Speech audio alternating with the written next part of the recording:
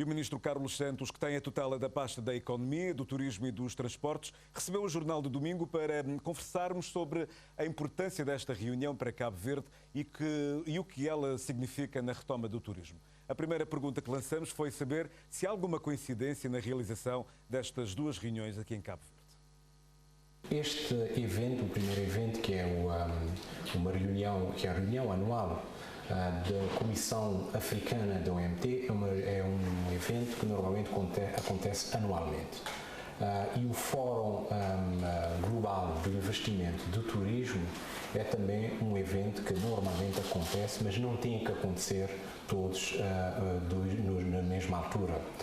Obviamente que nesta altura nós acabamos por apresentar esta candidatura de Cabo Verde para colher esses dois eventos e, coincidentemente, nós estamos a ter esses dois eventos a serem realizados na mesma altura, que é uma excelente oportunidade para o país se afirmar nesse tipo de organização, que é uma agência especializada das Nações Unidas para este setor que nos é tão caro aqui em Cabo Verde e que é o principal setor de atividade económica na economia cabo-verdiana, e por isso estamos a colhê-lo e a fazer tudo para que este evento seja de uma importância que transcende as fronteiras nacionais. Numa altura em que estamos a terminar e esperemos que esta fase pandémica termine, e simbolicamente queremos transformá-lo também num palco para enviar uma mensagem ao mundo de que Cabo Verde está em condições de receber os visitantes em segurança. Segurança sanitária que se transformou numa importante variável a se ter em conta. Por exemplo, qual é o patamar internacional quando falamos de segurança sanitária? O que é que neste momento é exigido a um país? O Cabo Verde começou em 2020, em primeiro lugar, por adotar um conjunto de protocolos, regras, em tudo o que é, aliás, os restaurantes, hotéis e aeroportos. Contratamos uma empresa especializada nesta área para nos fazer esse trabalho junto dos hotéis e conseguimos fazê-lo, formando cerca de quase 1.800 pessoas nos diferentes hotéis, restaurantes, para que nós adotássemos esses critérios essenciais. E de que critérios nós estamos a falar? Estamos a falar da questão do distanciamento, sinalética dentro dos restaurantes, mas estamos a falar também da própria formação dos colaboradores nessas unidades hoteleiras. Posteriormente, com a vacina, lançamos este objetivo, que era de conseguir atingir a vacinação de 70% dos cabo-verdianos. Já foi subido por um patamar de 85%, segundo ontem eu vi o Governo a dizer. E é uma boa ambição, porque cada vez mais nota-se que a vacina é, de facto, um meio para se afirmar como um destino seguro, mas não é, digamos, suficiente. Nós temos que continuar a ter aqui uma preocupação de utilizar a máscara, do distanciamento social, porque ainda está demonstrado que mesmo nessas condições com o esquema de vacinação completa, ainda há situações de infecção. Por exemplo, qual tem sido a reação dos empresários do setor turístico quando falamos em vacinação obrigatória para quem trabalha com o setor? A reação tem sido boa, e acabo de ter uma reunião com os principais representantes da área da restauração e da hotelaria, tendo em conta que já no dia 1 de setembro vai entrar em vigor a obrigatoriedade dos restaurantes aos fins de semana terem que solicitar a apresentação do certificado de Covid ou de um teste, e toda a gente está empenhada e engajada em fazer esse esforço, que é um esforço que nós temos que fazer e que temos que apelar a que toda a gente faça, precisamente para que consigamos ter a situação a nível da segurança sanitária, a nível da vacinação completa, para podermos dar o passo seguinte, que é da retoma do turismo. Porque a retoma do turismo, neste momento, não se pode se concretizar se nós não resolvermos primeiro o problema da saúde, que é um problema de saúde pública. E veja que, mesmo estando próximo dos 70%, aliás, é a nossa ambição, no final deste mês, termos a fasquia dos 70% atingir, e esperemos que assim seja, porque é um momento de anunciarmos ao mundo que estamos em condições e estamos com esse objetivo a atingir. Nós continuamos ainda a fazer parte de algumas listas vermelhas de alguns países. Inglaterra, que é o nosso principal fornecedor de turistas, não é? Isso obriga a que a nossa diplomacia terá que fazer um trabalho, e já está a ser feito. Por exemplo, que abordagem nós temos feito junto do governo britânico? Que é, por exemplo, junto do governo britânico já começamos o contacto com o Ministério da Saúde da Grã-Bretanha, mas também através obviamente do Ministério dos Negócios Estrangeiros, para demonstrar que o resultado que já começamos a ter está a ter o efeito no nível de infecção a nível do país, e que começamos já a receber turistas de outras partes e que esta situação já está a ser feita numa situação de normalidade. Por exemplo, do ponto de vista do Governo de Cabo Verde, justifica neste momento estarmos na red list do Governo britânico? Do nosso ponto de vista, já não há não é nessa necessidade. Mas como deve imaginar, esses países têm os seus critérios para a classificação, para a entrada ou saída das listas. E aí o nosso trabalho tem que ser, primeiro, fazer o nosso trabalho de casa, que é fundamental, que é aquilo que estamos a fazer, que este é o bom caminho, vacinar sempre.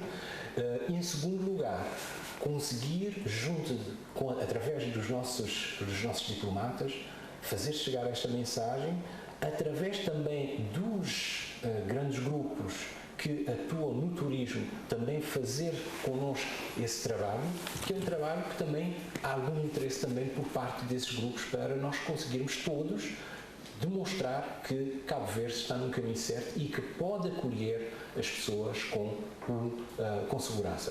E este evento que vai acontecer, esses dois eventos, tem também essa função, e é uma oportunidade grande, e estamos a agarrar esses eventos para podermos demonstrar ao mundo que é essa condição de segurança em Cabo Verde. Retomando estas duas reuniões importantes que vão acontecer no SAL, por exemplo, esta reunião da Comissão Regional do OMT, onde Cabo Verde quer ter um lugar de destaque. Que aporta que poderemos trazer para esta organização? Quando nós apostamos em apresentar a nossa candidatura para Cabo Verde organizar este evento, é um evento co-organizado entre Cabo Verde e a OMT, fizemos com dois objetivos. Em primeiro lugar, a afirmação do país numa organização desta dimensão.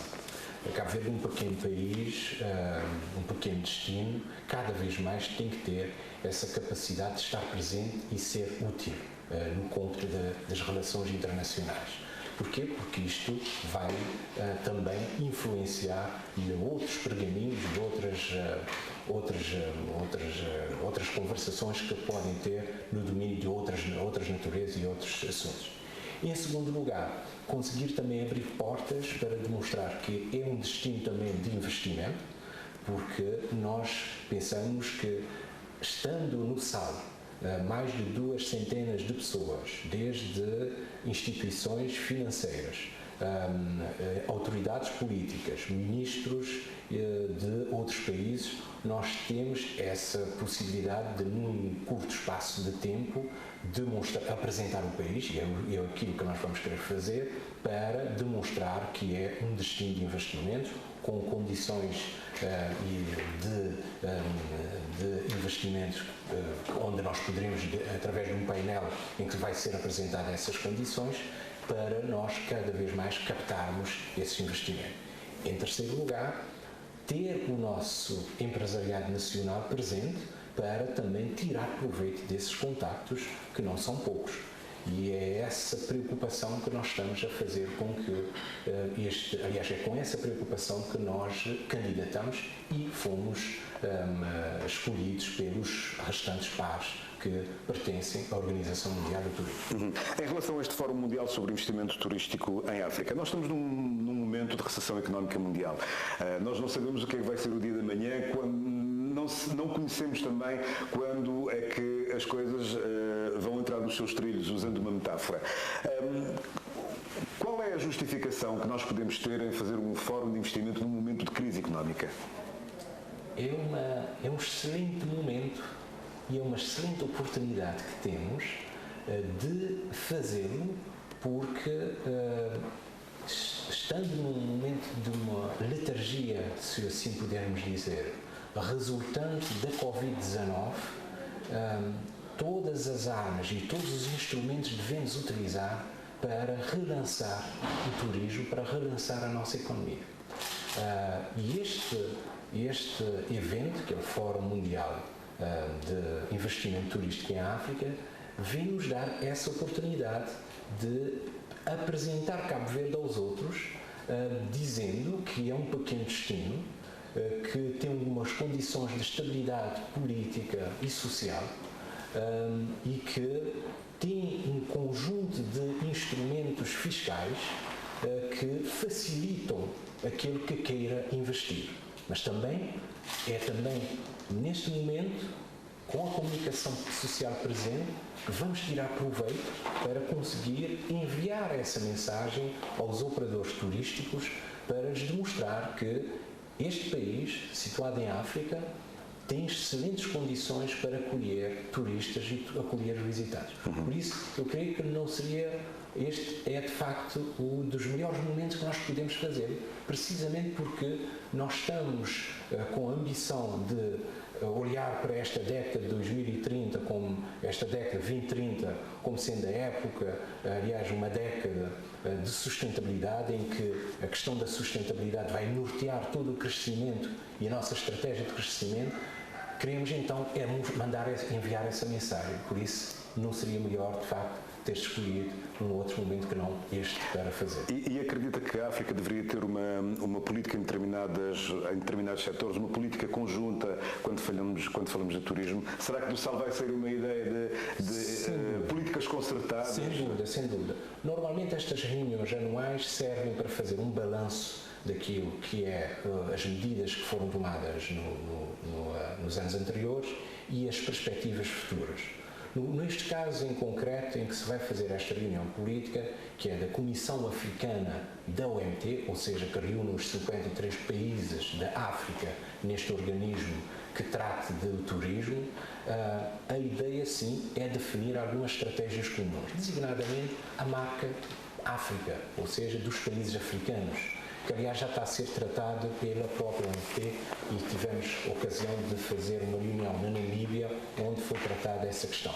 Mas também estamos a falar de um setor que pode ser um excelente setor, um excelente instrumento de combate à pobreza.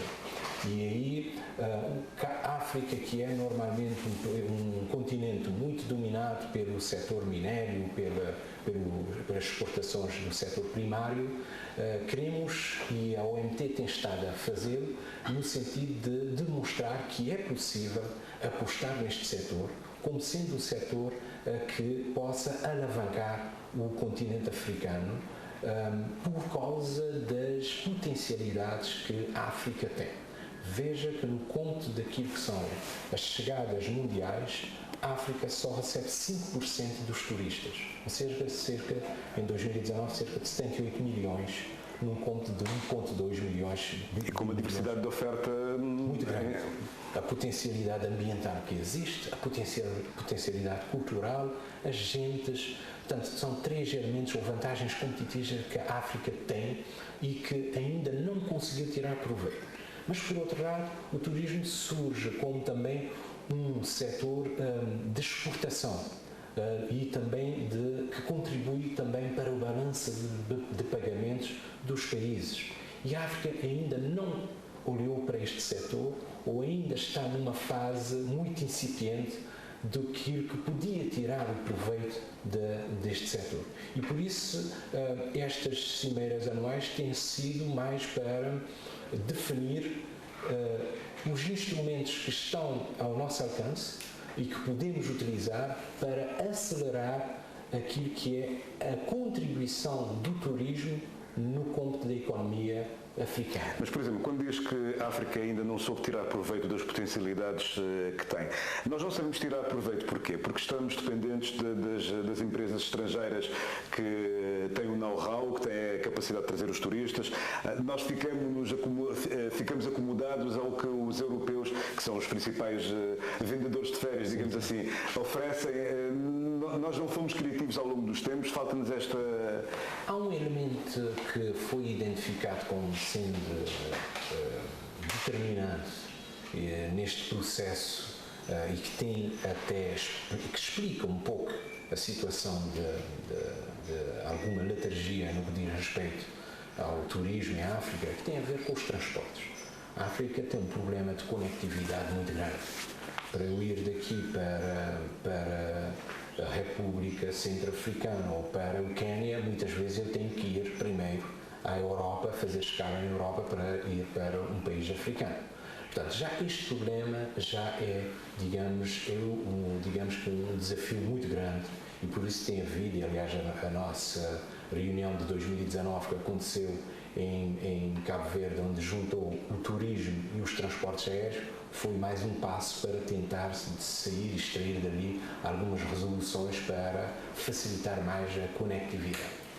Mas há também, às vezes, alguma má imagem que, às vezes, inadvertidamente é passada sobre os países africanos, sobre a questão da estabilidade, das guerras, da fome, que também transmite uma má imagem dos países, nem todos. E aí temos que, por isso é que a questão que nós discutimos na Namíbia foi precisamente de como nós devemos tratar a marca África, ou a marca de cada país, porque a África é um continente constituído por países com uma diversidade imensa. E então os países têm que começar a tratar da sua marca própria para poder vender lá fora. Disse-me há um bocado que esta conferência, estas duas reuniões vão servir de uma certa forma para apresentar Cabo Verde ao mundo. Ainda continuamos a vender a imagem de um país voltado para o turismo, sol, praia, ou temos outro nicho de negócio que a partir de agora poderia ser o marco zero para desenvolvermos? Ou acredita que ainda vamos continuar durante muitos anos como este segmento turístico? O governo tem uma visão muito clara sobre o turismo. A visão do governo sobre o turismo é de... Mas é capaz de concordar comigo que o que vende lá fora é o sol e praia. E aí é que eu queria chegar. A visão que o governo tem é de um crescimento sustentável do turismo que fosse desenvolvido em todas as ilhas de uma forma harmoniosa, que fosse desenvolvido também para que as populações tirem proveito, para não só as gerações atuais, como as gerações vindouras, e preservando aquilo que é a nossa riqueza ambiental, cultural. Essa é a visão que nós temos. E nessa visão, como pode ver, está a transparecer a questão da sustentabilidade no crescimento. Ou seja, num país arquipelágico de ilhas, nós temos que ter em atenção a questão de um ecossistema frágil e que temos que preservar e que temos que ter muito cuidado naquilo que é o crescimento. Dito isto, posso dizer que aquilo que nós assistimos ao longo dos anos é um crescimento que foi um pouco em função daquilo que eram os nossos recursos que acabou por acontecer. E em função também dos interesses das operadoras que mandavam os turistas para Cabo Verde. Quando nós temos um país pobre que veio trilhando o seu caminho, acaba por acontecer que os grandes grupos acabam por quase que definir um pouco aquilo que é o nosso produto.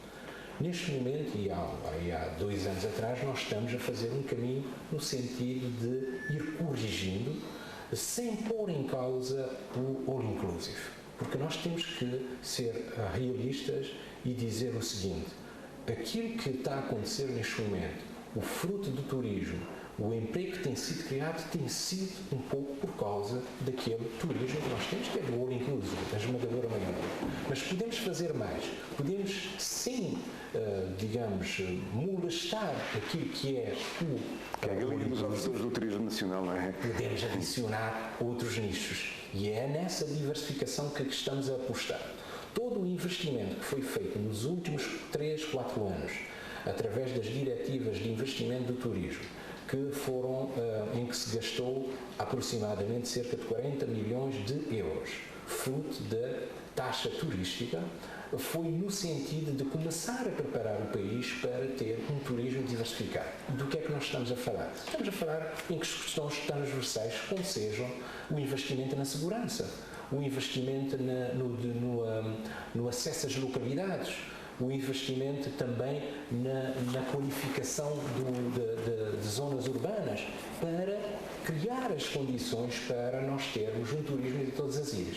E o resultado disso é que nós começamos a ver ilhas como Santo Antão já começar a ganhar uma velocidade no número de chegadas, um aumento no número de chegadas na ilha. São Nicolau também já começou a ganhar. Em 2019, já em Santo Antão tinha recebido aproximadamente 50 mil turistas.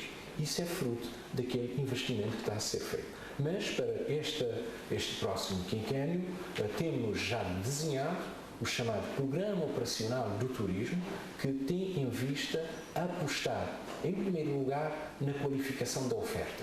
E quando estamos a falar na oferta, estamos a falar em qualificar aquilo que é o nosso património ambiental, o nosso património cultural, para podermos pôr ao dispor daquele que nos visita. Mas estamos a apostar também na própria promoção, que é o calcanhar daquilo e que tem sido, ou seja, sem dinheiro não se pode fazer promoção. Queremos dar uma volta de 180 graus nesse dossiê para permitir que façamos um investimento maior a nível da promoção, mas também na governança do setor. Precisamos, em cada município, em cada ilha, olhar para aquilo que é a gestão local e envolver o setor privado, as ONGs, a Câmara Municipal e o Governo Central, para termos uma boa gestão do destino dos recursos turísticos. Só assim nós conseguiremos fazer um turismo de qualidade. Mas também não conseguimos fazer um turismo sem transportes, e nestes últimos dias nós temos observado problemas dos transportes marítimos. Estamos a voar com um avião só que em Cabo Verde, a Cabo Verde Airlines não sabemos quando é que volta a voar. Já recebeu o dossiê, o dossiê da nova estratégia da Cabo Verde Airlines? O Governo já tem em mãos esse dossiê? Como deve imaginar, nós estamos a passar também por um período de pandemia, não é? Muitas das situações que estão a acontecer, mesmo Faço-lhe a pergunta porque o Governo deu um prazo à nova administração da empresa. Muito daquilo que está a acontecer nos transportes interilhas e também na TACV tem a ver com os efeitos da pandemia. E este é um elemento que temos que pôr em cima da mesa para podermos fazer uma análise séria de toda esta situação. Os transportes interilhas, muito brevemente, e com a saída da Binter, que manifestou mesmo vontade de sair por causa dos prejuízos que teve durante o ano. Mas que deixou um ponto de interrogação que poderia voltar. Neste momento, creio que já está quase claro que quando chegou ao ponto de vender a empresa, portanto, já é uma situação fechada nesse aspecto. Portanto, a Binter acabou por sair por causa do impacto económico que teve. Nós tivemos que recorrer de uma outra companhia. A outra companhia já introduziu o primeiro avião e mais uma semana ou duas, pelo menos pelas informações que nos dão, haverá o segundo avião e estamos a começar a colocar as peças nos seus devidos lugares para estabilizar a situação. A nível da TACV, mesma situação, houve uma ruptura, já justificada na comunicação social, sobre o porquê da ruptura com o grupo dos islandeses, da Icelandair, e houve um impulsamento do Conselho de Administração e neste momento estamos numa fase de reconstituir a empresa noutros moldes, porque até havia um objetivo e um mercado-alvo, uma estratégia, e o que o Governo diz que neste momento, perante a retração da procura internacional, devemos concentrar em dois nichos de mercado, o turístico e a diáspora, para pôr a companhia novamente a funcionar. E creio que as peças vão gradualmente a serem colocadas nos seus devidos lugares e rapidamente nós teremos... Mas o Governo ainda não recebeu o tal plano estratégico que pediu? O plano estratégico é um documento que está a ser preparado porque a ruptura aconteceu em junho. Há uma equipa que está a assessorar o Ministério do Turismo e o Ministério das Finanças a trabalhar nesse plano, não é? O que é que gostaria de ver neste plano? Vamos lá ver, um plano estratégico, como o próprio nome indica, é a definição daquilo que são os principais objetivos da companhia, a sua visão que tem do negócio, o mercado-alvo e a própria estratégia para chegar a esses objetivos, não é? E tudo o que diz respeito aos meios para fazer, ou seja, os meios humanos. Estou-lhe a perguntar objetivamente em relação a esta questão. E o que nós queremos ver para a companhia é que rapidamente comece a voar, pelo menos que possa garantir a conectividade de Cabo Verde com os principais centros, ou os principais hubs que existem, que é designadamente o hub de Portugal, de Lisboa, para podermos ligar aos voos internacionais e podermos prestar um bom serviço, um serviço alternativo aos nossos imigrantes e também ao turismo. Ao turismo no sentido de poder contribuir para essa tal diversificação que é a visão do Governo nesta matéria, mas também para o mercado dos Estados Unidos, onde temos uma grande comunidade imigrante. E pôr, então, esta companhia a funcionar. É basicamente isso que nós queremos fazer. o Governo também já disse que há um prazo para esta companhia, porque pretende fazer e pretende, muito rapidamente, depois encontrar um parceiro para uma privatização noutro âmbito, por forma a nós conseguirmos ter uma companhia que sirva a economia, porque a insistência em salvar esta companhia tem muito a ver com aquilo que é a ambição do Governo de montar uma plataforma aérea em Cabo Verde. Cabo Verde só teve sucesso quando, de facto, serviu como um centro prestador de serviços internacionais.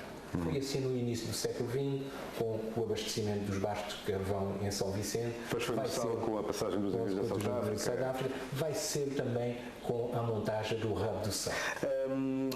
Uma última pergunta. Deduzo que em cima da mesa, nestas duas reuniões do Sal, a Covid vai ser um dos temas centrais. E neste momento, há dias li um artigo sobre a IATA em que eles queriam definir um processo, um passaporte de vacinação internacional para as companhias aéreas e para todos os países. Cabo Verde já foi abordado neste assunto? Já pensou nesta questão? Nós trabalhamos nesse processo muito antes, ainda em 2020 iniciamos esse processo.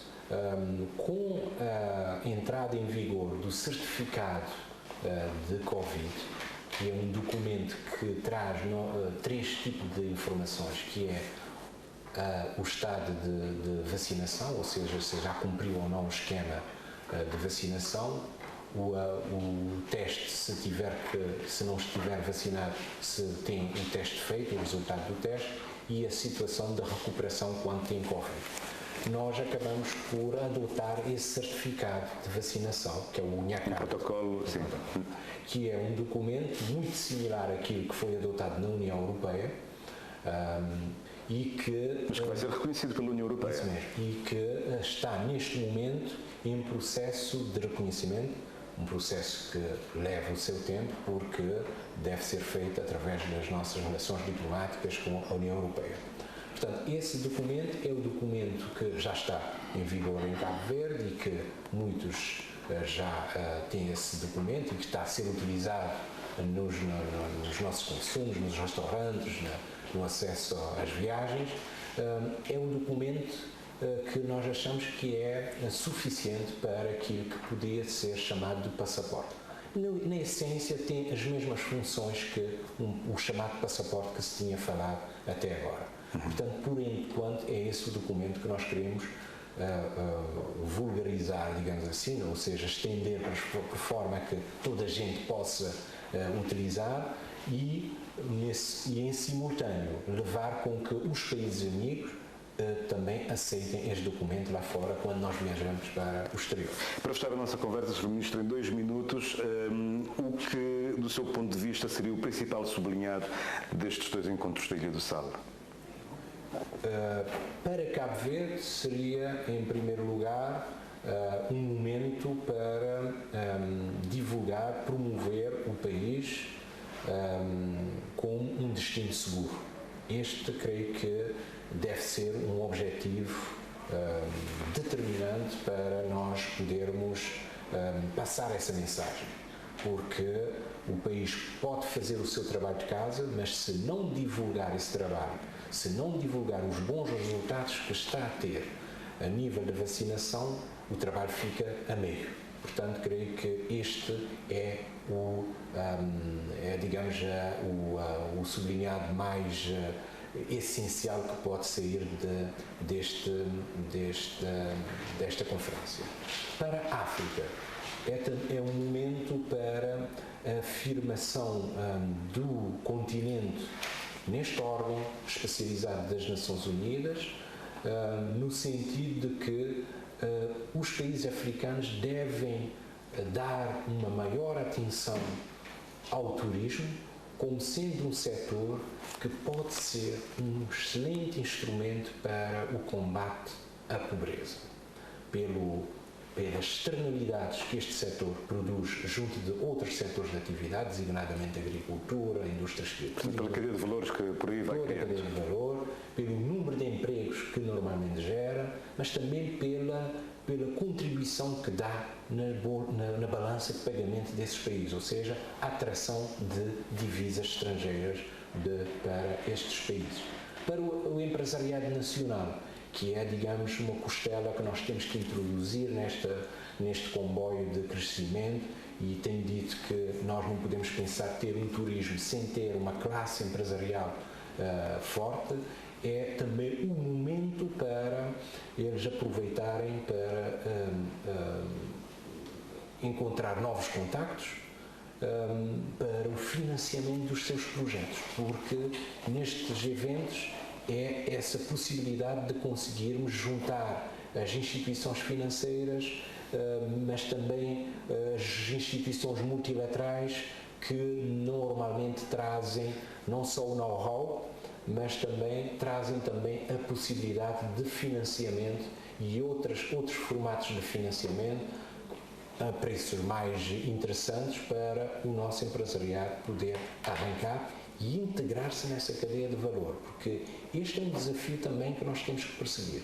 É a possibilidade de levar com que o empresariado nacional pertença também a esse processo de crescimento do setor do turismo. Muito bem. Pronto. Obrigadinho. Entrevista do Ministro Carlos Santos, Ministro da Economia, ao Jornal de Domingo, sobre estas duas reuniões importantes que vão acontecer na Ilha do Sal. Esta 64ª reunião da Comissão Regional da Organização Mundial do Turismo e do Fórum Mundial sobre o Investimento Turístico em África. Carlos Santos, que foi convidado para estar presente aqui no Jornal de Domingo, mas por uma questão de agenda não pôde estar presente e tivemos que fazer a entrevista no seu gabinete.